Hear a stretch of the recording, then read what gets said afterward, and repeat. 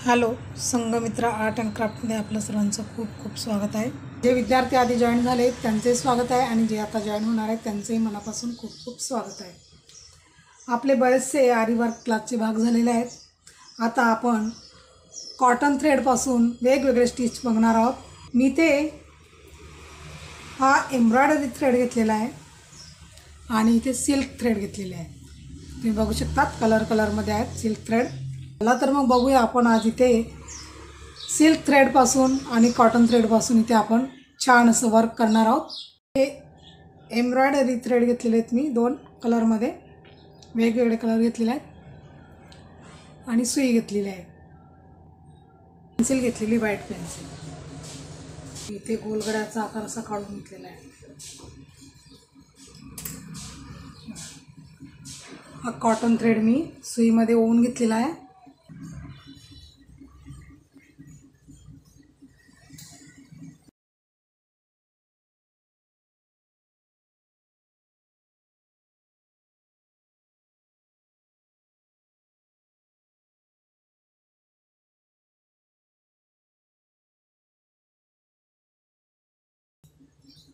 संपूर्ण आपल्याला हे असे टाके घेत जायचे आहेत।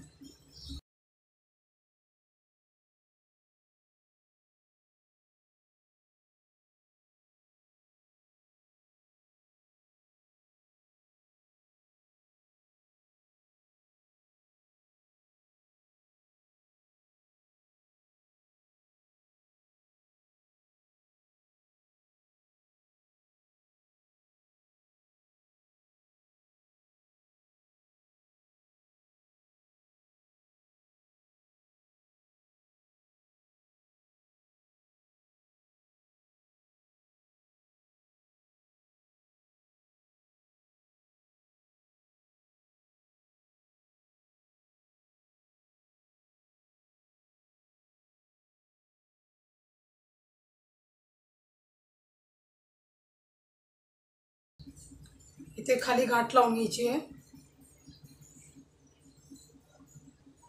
आधी आपण ते अशी स्टिच घेतली म्हणजे धावदोऱ्यासारखी स्टिच असते ना त्याप्रमाणे। हा डबल धागा ओवून घेतलेला आहे मी। इथून टाकायचा,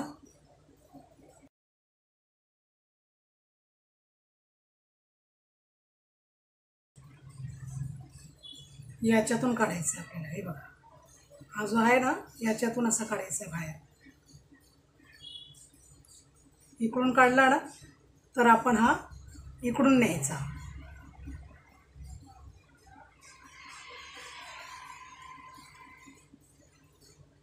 याला नागमोडी स्टिच म्हणू शकतो आपण। आता आपण या साईडला टाकणार आहोत।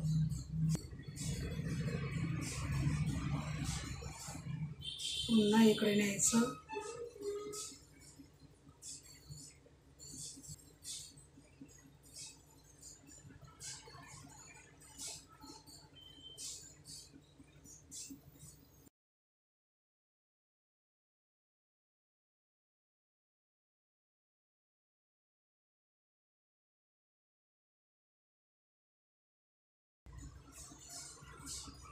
पुन्हा या साईडला टाकायचे।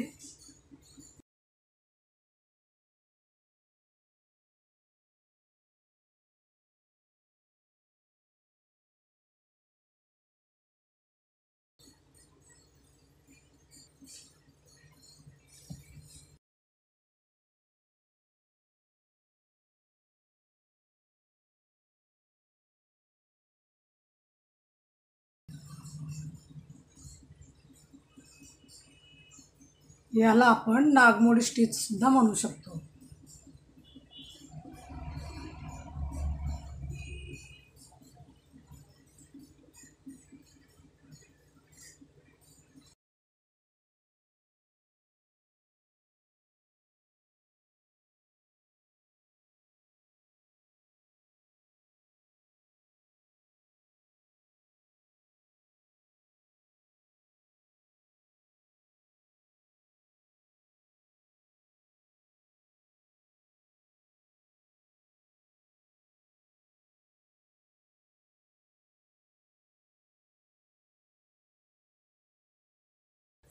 इथे कट करून गाठ लावून घ्यायची.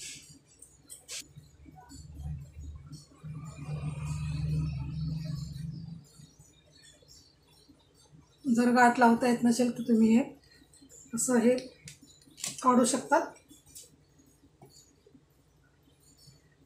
मागून बघा असं वर्क दिसतं आपल्याला, अशा पद्धतीचं वर्क दिसतं. गाठ लावून घ्यायची ते.